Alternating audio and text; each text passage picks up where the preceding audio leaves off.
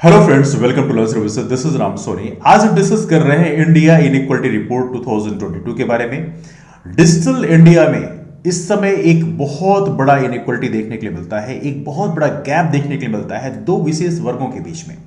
और देखा जाए तो ये जो डिस्कशन है ये हम लोग caste basis, religion basis, gender basis, geographic location के हिसाब से करेंगे। तो आइए देखते हैं बेसिकली इस रिपोर्ट के बारे में। अपार्ट फ्रॉम दैट आपको ये पता होना चाहिए ऑक्सफैम इंडिया बेसिकली इस रिपोर्ट को पब्लिश करती है। इसका नाम है India inequality report 2022 digital divide. आप देख सकते हैं यहां पर ऑक्सफैम इंडिया का लोगो भी आप देख सकते हैं। यहां पर नीचे लिखा है a movement to end discrimination. Look at there. अब यहां पे ये मत सोचेगा कि इसमें जो स्टाफ है फॉरेन कंट्रीज का है तो उन्होंने भारत को डिफेम करने के लिए उन्होंने इस रिपोर्ट को पब्लिश कर दिया।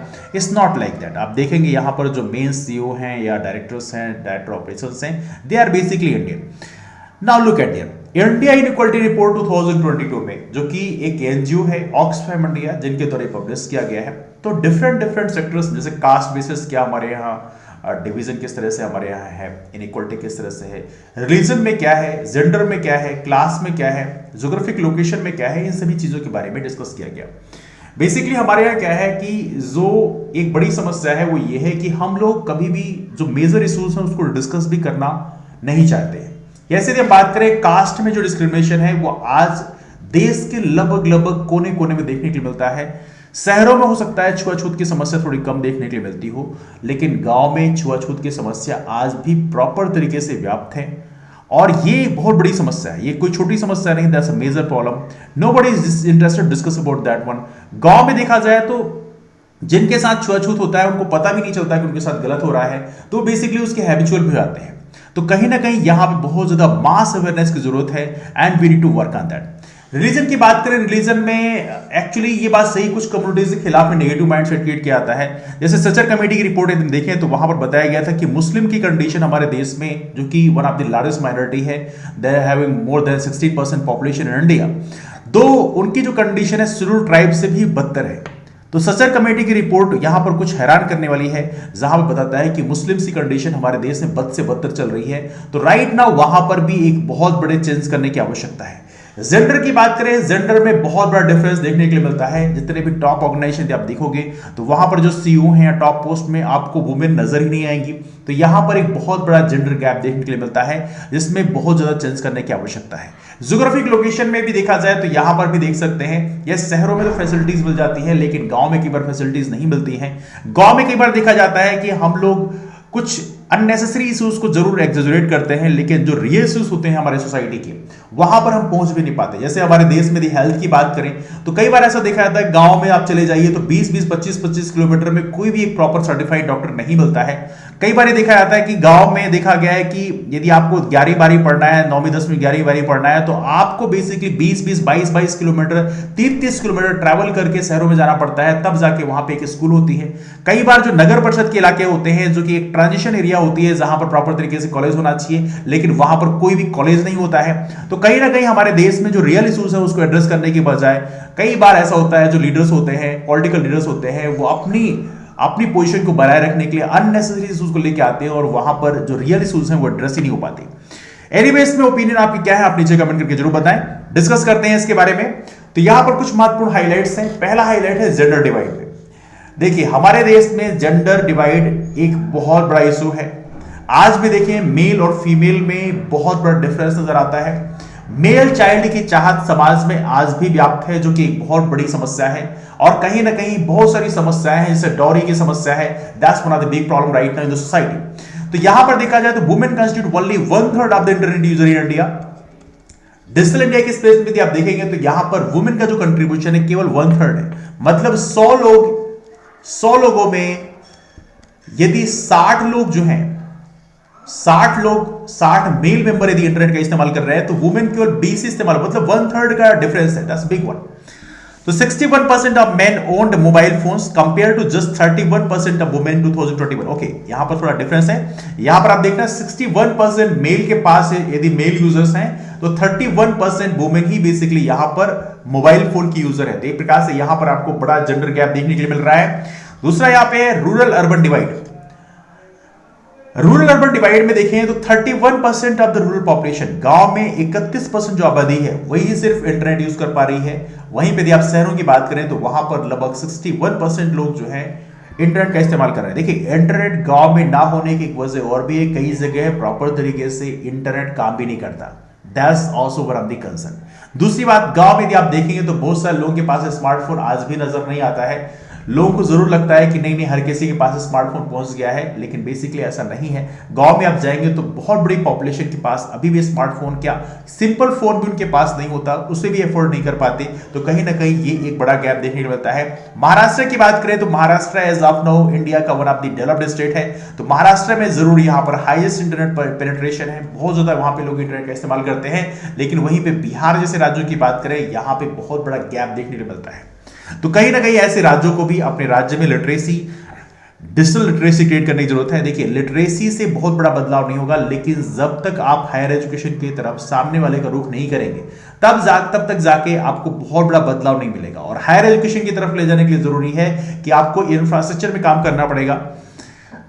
जो अननेसेसरी इंफ्रास्ट्रक्चर हम बनाते हैं उसको बनाने के बजाय, जैसे अभी हमने देखा कि हमारे घर के सामने नालियां बनी हुई थी, अच्छी नालियां बनी थी, लेकिन वहां पर उसको तोड़ के नई नालियां बनाएगी, लगभग उसमें कोई बहुत ज्यादा डिफरेंस नहीं था। बस फर्क यह था कि यहां पर चूंकि आने वाले कल में इलेक्शन होंगे, तो बेसिकली यहां पर उसको दिखाने के लिए कि हाँ we have done the work, तो उसके लिए नई नालियां बनवाएगी। अब देखिए, यहां पर मेरा कहना है ये उसमें करोड़ों रुपए खर्च किए गए, तो कहने का मतलब उसकी जगह में यहां पर एक प्रॉपर तरीके से कॉलेज की बिल्डिंग बनाई जाती, तो शायद हमारे यहां एजुकेशन को ज्यादा प्रोपेल कर सकते थे हम लोग। लेकिन कहीं ना कहीं जो प्रायोरिटी सेक्टर्स हैं वहां पे काम करने के बजाय हम लोग जो लेस प्रायोरिटी सेक्टर्स हैं वहां पे ज्यादा काम करते हैं। तो कहीं ना कहीं हमें प्रायोरिटी डिसाइड करने की आवश्यकता है। The second one is that religion caste wise divide. Religion में देखें तो ये बात सही है, सिखों में जो है एजुकेशन ज्यादा है, इसीलिए वहां पर कंप्यूटर को इस्तेमाल करने की टेंडेंसी ज्यादा देखी गई है। उसके बाद क्रिश्चियंस की कंडीशन है, उसके बाद हिंदू हैं, और सबसे लास्ट में नंबर आता है मुस्लिम्स का। और जैसे कि मैंने आपको बताया कि सच्चर कमेटी की रिपोर्ट में बताया गया था कि मुस्लिम्स की कंडीशन हमारे देश में शेड्यूल्ड ट्राइब से भी बदतर है। तो कहीं ना कहीं यहां पे बहुत बड़े चेंज करने की आवश्यकता है। And the second one is that, यहां पर आप देखेंगे फॉर्मर फाइनेंशियल सर्विसेज की बात करें तो यहां पर भी बहुत बड़ा डिवीजन है। शेड्यूल्ड ट्राइब के जो घर हैं वहां पर बहुत ही पुअर कंडीशन है, उसके बाद एससी कंडीशन है, उसके बाद ओबीसी कंडीशन है। देखिए, यहां पर कास्ट बेस्ड डिस्क्रिमिनेशन भी हमारे देश में बहुत ज्यादा देखने के लिए मिलता है। अभी हाल ही में एमबीपीएससी का एक रिजल्ट आया है, उसमें गायनेकोलॉजिस्ट का रिजल्ट आया था, उसमें आप देखेंगे उसमें अनरिजर्व कैटेगरी को बहुत ही इंप्रेसिव मार्क्स मिले हैं। लेकिन वहीं पर जब एससी एसटी ओबीसी की बात करें तो उनको इंटरव्यू में बहुत कम नंबर मिले हैं, मतलब आधे से भी कम नंबर मिले हैं। तो ये एक बहुत बड़ा कंसर्न क्रिएट करता है। हालांकि इस वीडियो को आप जरूर देखिएगा, यहां पर आई बटन में आप क्लिक करोगे तो वहां पर वो वीडियो आपको दिख जाएगा, उसको प्रॉपर तरीके से आप शुरू से अंत तक देखिएगा, अपने राय जो है उसमें जरूर आप शेयर करिएगा। Now the third one is that, यहां पर पॉवर्टी की बात करें, division because of the poverty. देखिए, ऑब्वियस सी बात है, गरीबी एक बड़ी समस्या है, और ऐसे घर जहां पर गरीबी है वहां पर कंप्यूटर क्या खाने की भी समस्या होती है। रोटी कपड़ा और मकान हमारी जो बेसिक नीड्स होती हैं उसी को हम पूरा नहीं कर पाते, तो यहां पर हम कंप्यूटर का इस्तेमाल कैसे करेंगे। तो यहां पर आप देखेंगे digital payment by the richest 60% is 4 times more than the poorest 40% India. ये तो एक डेटा है महज, कई लोगों को तो डिजिटल पेमेंट करना आता भी नहीं है, ऑब्वियस सी बात है। लेकिन फिर भी यहां पे बोला गया है कि जो 60% हमारे सोसाइटी के रिच लोग हैं, टॉप 60%, टॉप 10% का दिखाएंगे तो डेटा बहुत सरप्राइजिंग मिलेगा, उसमें तो हो सकता है कई गुना मिले। लेकिन टॉप 60% की बात करें और टॉप बॉटम 40% से कंपेयर किया गया है, तो बोला गया टॉप 60% जो है ये 4 गुना ज्यादा इंटरनेट का इस्तेमाल करते हैं बॉटम 40% की तुलना में। मुझे लगता है यहां बताना चाहिए टॉप 10% और बॉटम 90% का क्या कंडीशन है। यदि यहां बताया जाता तो डेटा और भी सरप्राइजिंग मिलता। ऐसा मिलता है कि टॉप 10% जो है 10, 12, 15 गुना जो है इंटरनेट इस्तेमाल करता है, मोबाइल इस्तेमाल करता है, या जो भी फाइनेंशियल डिजिटल पेमेंट है उसको इस्तेमाल करता है। बॉटम 90 कंडीशन काफी पुअर कंडीशन में है। Anyway, that's data over here. Now digital divide की बात करें तो यहां पर कुछ और भी है, जो डेमोग्राफिक्स हैं, रीजंस हैं, उसके हिसाब से भी यहां पे डिवीजन देखने को मिलता है। बिकॉज कई जगह प्रॉपर तरीके से इंफ्रास्ट्रक्चर होता नहीं है, प्रॉपर इंफॉर्मेशन कम्युनिकेशन टेक्नोलॉजी की जो सर्विसेज है वहां पे अवेलेबल नहीं हो पाती है, लोगों के अंदर जागरूकता नहीं होती, वहां पर जागरूक करने के लिए कोई अवेलेबल नहीं होता, तो ये सारी समस्याएं होती हैं। कई बार यदि आप ब्रॉडबैंड सर्विसेज की बात करें तो ब्रॉडबैंड सर्विसेज जो है यदि आप बात करें शहरों में तो आसानी से मिल जाती हैं, लेकिन गांव में ब्रॉडबैंड सर्विसेज बहुत rarest of the rare case मिलती हैं।